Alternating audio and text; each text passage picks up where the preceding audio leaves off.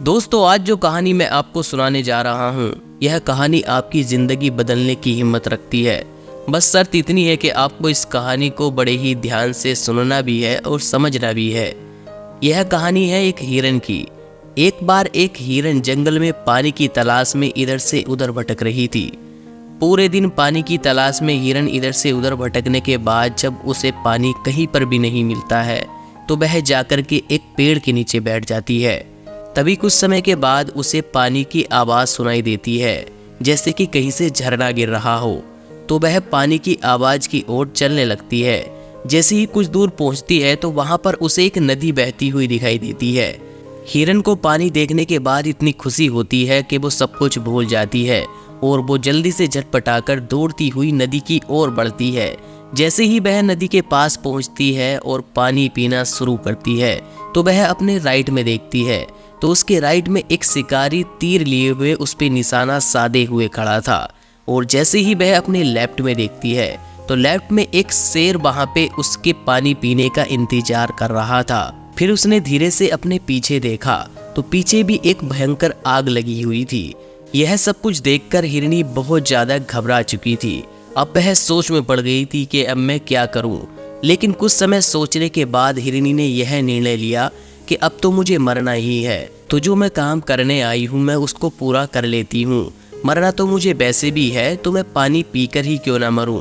तो जैसे ही हिरनी इन सब सिचुएशन को देखने के बाद भी पानी पीना शुरू करती है, इतने में ही ऊपर से काले बादल छा जाते हैं और कुछ ही समय में भयंकर बारिश होने लगती है।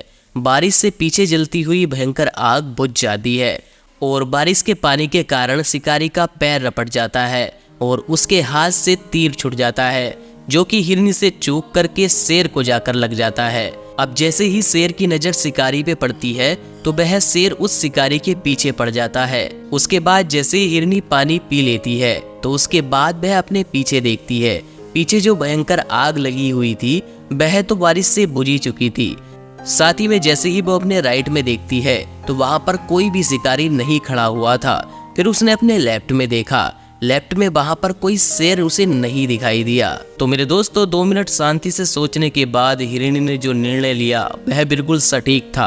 अब जैसा कि आप सभी को पता है कि हिरनी तो चारों तरफ से आफत में घिर चुकी थी, लेकिन फिर भी बारिश के कारण पीछे की आग भी बुझ गई। उधर शिकारी का तीर जो है शेर को लग गया।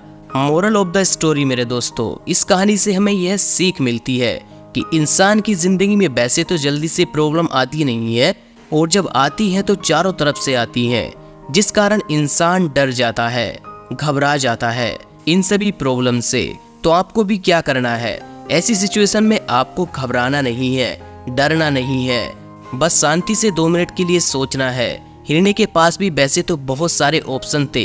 हिरनी भी इस सिचुएशन को देखने के बाद या तो सीधे पानी में छलांग लगा सकती थी या फिर इधर उधर भाग सकती थी, लेकिन उसने शांति से सोचा और अपने काम पर लगी रही, क्योंकि वह पानी पीने आई थी और वह पानी पीने लगी। ठीक इसी तरह इंसान भी अपनी कामयाबी से थोड़ी ही दूर रहता है, लेकिन उसे मुसीबतें दिखाई देनी शुरू हो जाती हैं। घर की समस्याएं, पैसों की प्रॉब्लम, जिसके कारण वह कुछ नहीं कर पाता, घबरा जाता है, डर जाता है। लेकिन आपको ना ही घबराना है ना ही डरना है। तो आपको भी अपनी जिंदगी में कभी नहीं सोचना है कि दुनिया क्या कहेगी। अगर आपने कर दिखाया तो दुनिया आपको देखती रह जाएगी। अगर आप इस मोटिवेशनल कहानी को और भी लोगों तक पहुंचाना चाहते हैं तो इसको लाइक कीजिए, ताकि YouTube इस कहानी को और भी लोगों तक पहुंचाए। और अगर आप इसी तरह की वीडियोस अपने मोबाइल पर आगे भी देखना चाहते हैं तो हमें सब्सक्राइब कर लीजिए।